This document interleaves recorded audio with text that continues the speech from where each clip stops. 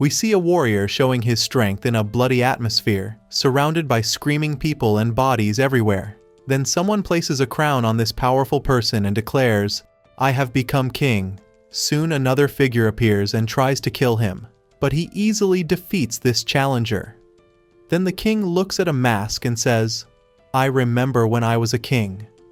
He then loses consciousness and imagines himself drowning in the ocean, where he hears a voice telling him, "In your new life, seek the light." Then the king finds himself in the form of a child, and his mother and father look at him with love and joy and tell him that his name is Arthur. Confused, Arthur soon realizes that he has died and been reborn in a new world.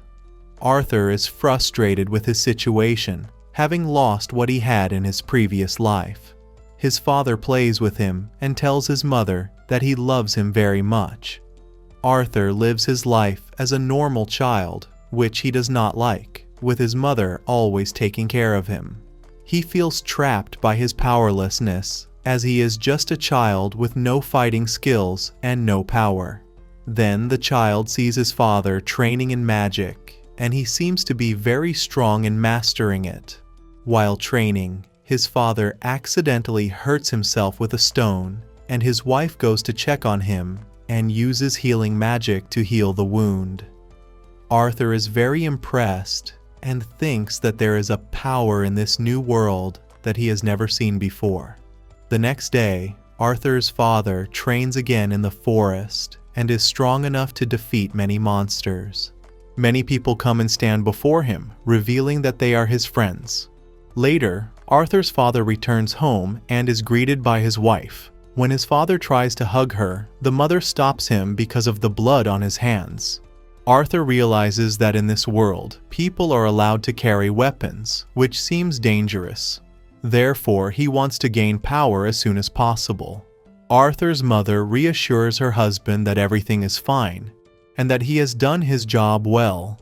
Although Arthur is still frustrated with his situation, these moments in a happy family are not bad. He remembers some things from his old life when intruders would sneak into the palace and he would defeat them in an instant. He is not used to sleeping so comfortably since he was always on the run in his old life. The days pass quickly and Arthur begins to crawl like a normal child.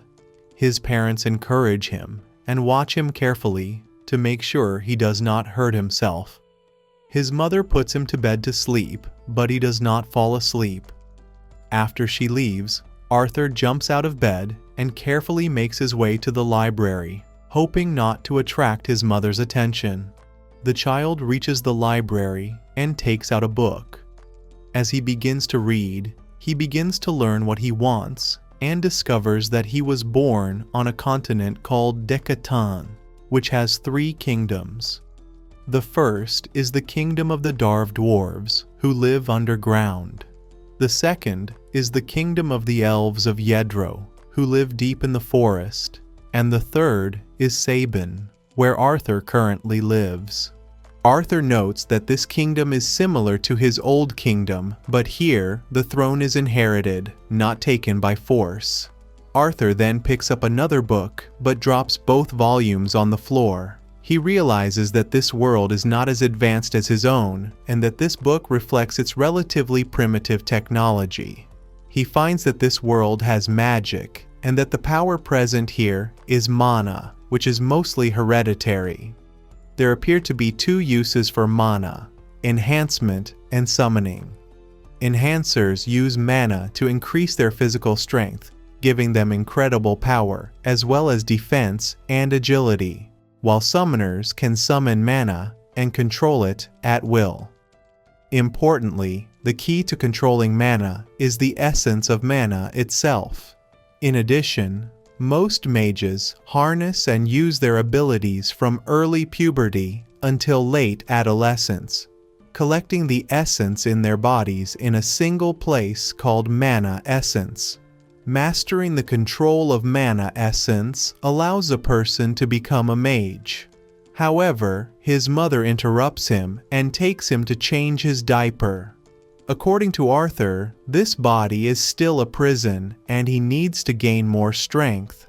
After 2 years, Arthur's mother writes his daily diary and begins to praise her son, saying that he is the most beautiful and intelligent child in the world, but he never smiled. Looking out the window, she sees Arthur sitting with his father, practicing with a stick as if it were a sword. His father seems very proud that he is learning quickly, while his mother scolds him, telling him that it is dangerous to handle a wooden stick. Later, as they head into the city, Arthur squeals with joy, thinking that his visit to the city will provide him with much information about the use of weapons and magic in this new world. He also sees some stones for the first time, and that they did not exist in his world. Later, on their way home, Arthur falls asleep from exhaustion. He thinks that this family will take care of all his needs, although this life suffocates him by not giving him the freedom to do what he wants. It is not so bad. Then he remembers some dark scenes from his past life, when his parents left him in an orphanage as a child, and he grew up alone. The next day, Arthur watches his father use magic, and thinks how lucky he is to have a living example to learn from. Arthur's father uses a very powerful spell that leaves Arthur amazed. Later, his mother takes him to bed, but he wants to read a book. His mother refuses, but he looks at her with innocent eyes until she lets him do what the child wants.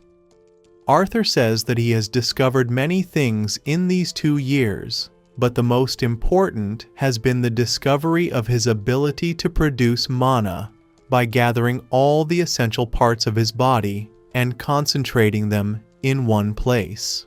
Meanwhile, Arthur's father is resting outside when suddenly there is a huge explosion in the house.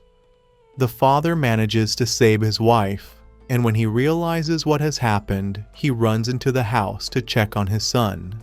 His father is shocked to see that a child of only 3 can control the essence of mana.